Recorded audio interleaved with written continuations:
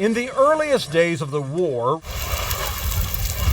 Russian Defense Minister Sergei Shoigu was in plain sight, the long-standing and well-known face of the military. Now, in recent weeks, he's been all but invisible. He can be seen briefly in this video, newly released by state-owned television, but it's not clear when it was recorded. He is not wearing his uniform, and he does not speak. So speculation about Shoigu's position is running wild.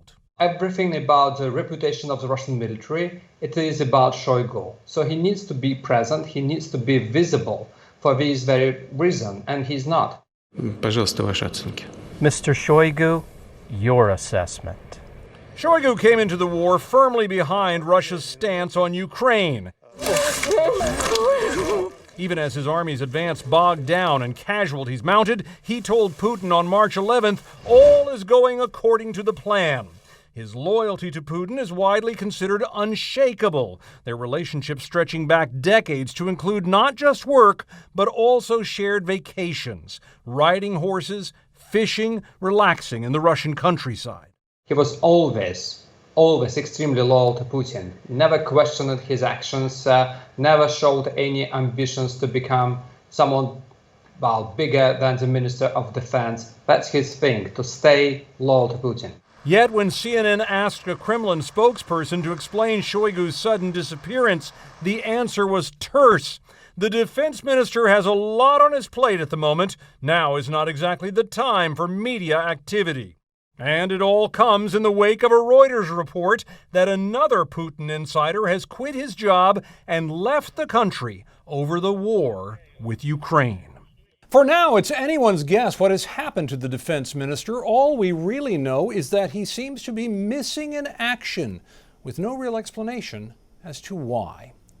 Tom Foreman, CNN, Washington.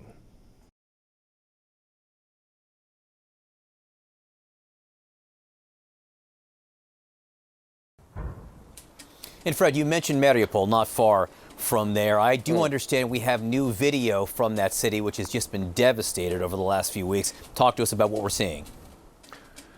Yeah, absolutely. I mean, it's definitely a devastating scene there in Mariupol. That city is under siege. It's almost impossible for people to get in and out. There have been some humanitarian corridors that have worked to a certain degree, but I mean, some of the video that's coming out just shows the utter destruction in there. I mean, if we just take a look at it for a second, I just want to have our viewers see it, and I'll be silent for a few moments just when you watch that drive through Mariupol with just the utter destruction there.